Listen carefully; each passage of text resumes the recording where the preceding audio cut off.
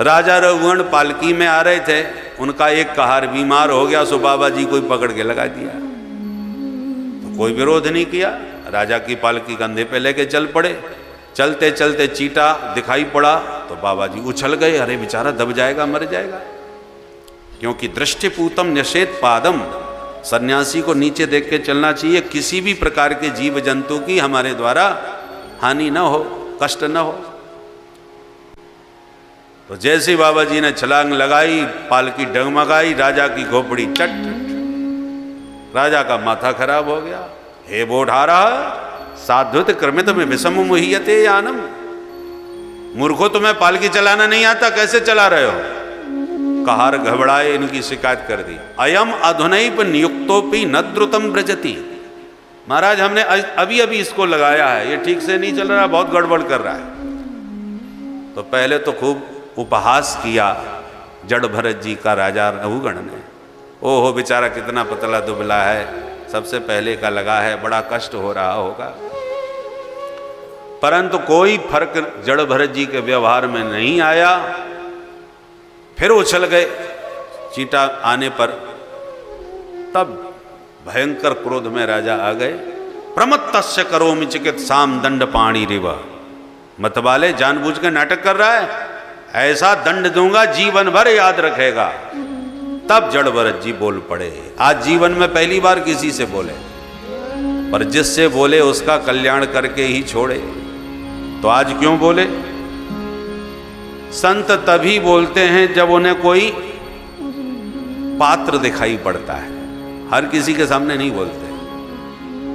जड़ भरत जी को इसलिए बोलना पड़ा कि राजा सत्संगी है, सत्संग में जा रहा था, संतों में श्रद्धा रखता है, परंतु राजा रजोगुणी होने के कारण मेरे उस अवधूत स्वरूप को पहचान नहीं पा रहा, और मेरा अपमान करेगा तो बेचारा नरक में गिरेगा, और ये नरक में गिर गया तो सत्संग बदनाम हो जाएगा कि नित्य सत्संग सुनने वाले भी नरक में गए, सत्संग की बदनामी होगी।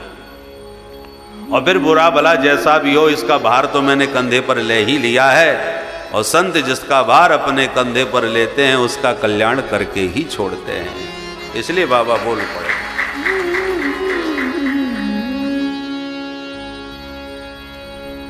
त्वयोदितं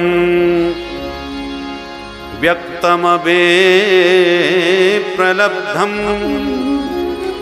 भारतो समय स्याद् यद् वीर गन्तुर्यदि स्यादधिगम्य मध्वा पीवेति रासौ न विदां प्रवादः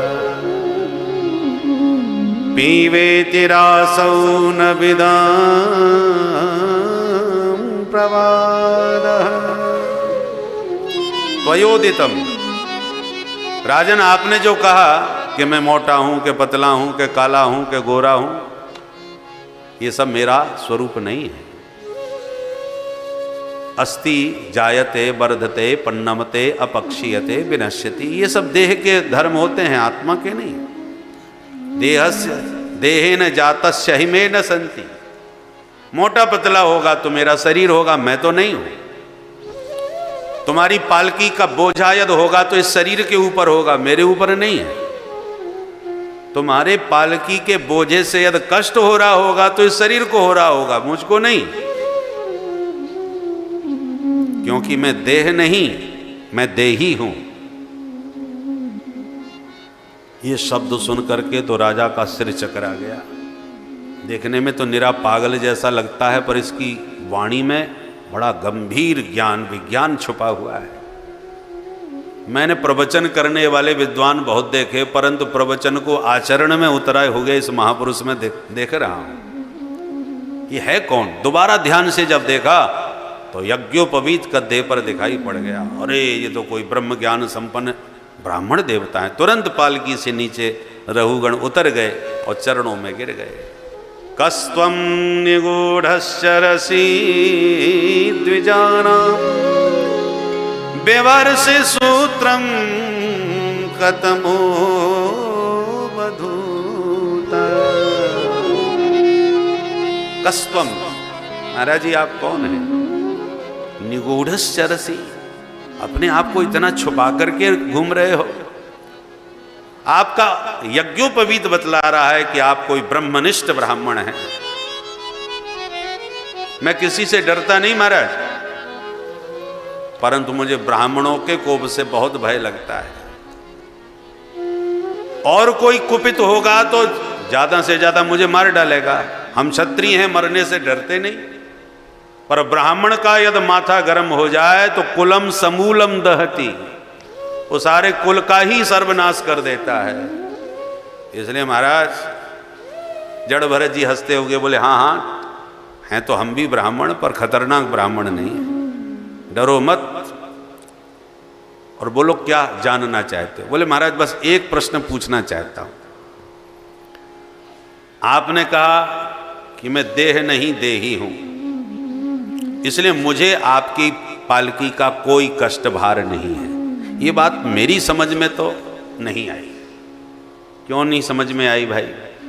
बोले देखिए महाराज, स्थाल्यग्नितापात पयसोभिताप तत्तापतस्तंडुल गर्भरंद्री देहेन्द्रिय स्वासय सन्निकर्षा तत्संसृति पुरुषस्यानुरोधा।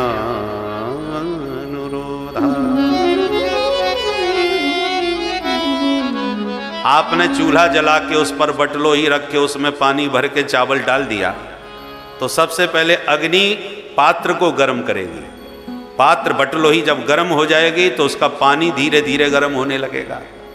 पानी गर्म होगा तो पानी में पड़े चावल भी खदकने लगेंगे और देखते देखते चावल के भीतर तक उस अग्नि का प्रभाव पहुंच गया और चावल सिद्ध होकर के भात बन गया।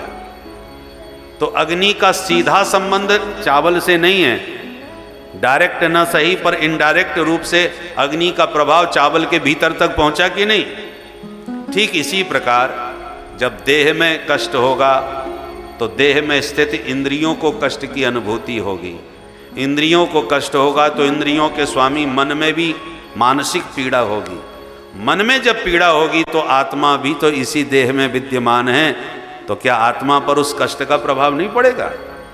और आप कह रहे हैं कि मुझ पर इसका कोई प्रभाव नहीं। दृष्टांत दे करके अपनी बात सिद्ध करी रहुगण ने। पढ़ा लिखा था, विद्वान था और सत्संग करता रहता था, संतों के बीच बैठता उठता था।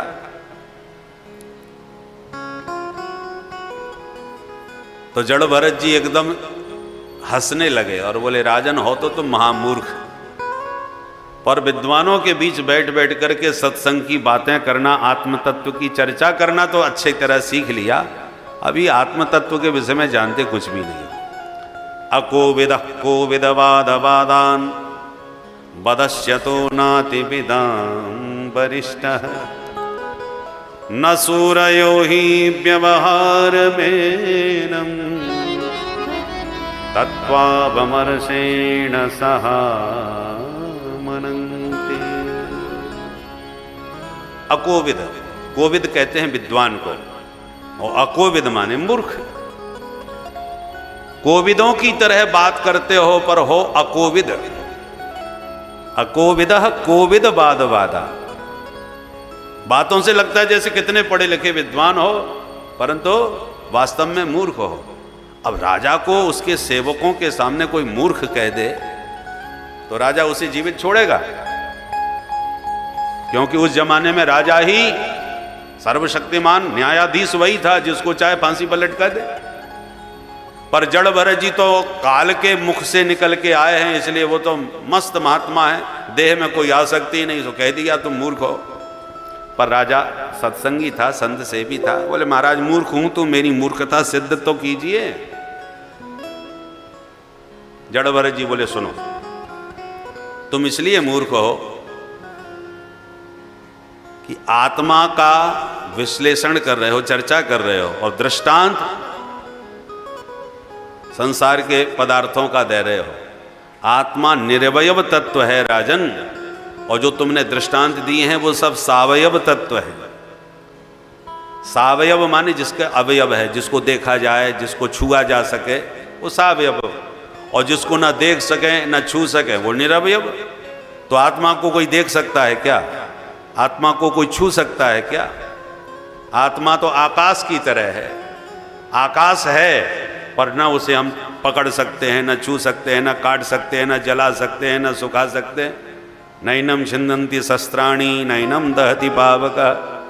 तो जो आकाश का स्वरूप है वैसे ही आत्मा का। और दृष्टांत दे रहे हो तुम चावल का, बटलोही का, अग्नि का, जबकि इन अग्नि चावल आदि को सबको आप देख भी सकते हो, छू भी सकते हो। तो दृष्टांत तुम्हारा असंगत है, गलत है, अनुपयुक्त है। तो ये दुख फिर होता कैसे है? बोले जो हमारा मन है ये बहुत आत्मा के निकट है। अंतःकरण चतुष्टय में मन, बुद्धि, चित्त, अहंकार है। देखो स्फटिक मणि के शिवलिंग आपने देखे होंगे, उसमें अपना कोई रंग है ही नहीं। स्फटिक मणि का क्या रंग है? पर उस पर सफेद पुष्प चढ़ा दिया तो सफेद दिखेगी, अब लाल पुष्प चढ़ा दो तो लाल दिखेगी, नीला पुष्प चढ़ा दिया तो नीली दिखेगी। पर मणि ना लाल है, ना पीली है, ना नीली है। आपने जो पुष्प उसके पास रखा है उसका रंग उसमें प्रतिबिंबित हो रहा है। ऐसी आत्मा तो समस्त द्वंद्वों से परे है, परंतु जो मन है संकल्प विकल्पकात्मक मन, हमारी प्रकृति क्या है? मन के अनुकूल जो होता है उसमें हम अपने को सुखी अनुभव करते हैं, और हमारी मन इच्छा के प्रतिकूल कुछ हो जाता है तो हम उसमें दुख का अनुभव करने लगते हैं। इतने सदस्य बैठे हैं, अब कोई श्रीमान आए और उनको लगा हम भी आगे बैठ के सुनेंगे। अब जगह उसको कहीं नजर नहीं आई, उसने चारों तरफ दृष्टि घुमाई, संयोग से आपके सामने कुछ जगह उसे खाली नजर आई। बोले यहाँ बैठा जा सकता है, और आपने भी उसकी दृष्टि को भांप लिया कि ये यहीं आने वाला है, तो तुरंत हाथ पैर फैला दिए कहीं बैठ ना जाए। और फिर भी श्रीमान जी आकर के जबरदस्ती आपके सामने धम्म से बैठ गए, तो समझ लो इतना मूड खराब हो गया कि या तो धक्का मार के दो चार सुनाई दोगे कि भाई बाद में आते हो और आगे आगे बैठते हो, चलो हम 2 बजे से बैठे हैं यहाँ पर।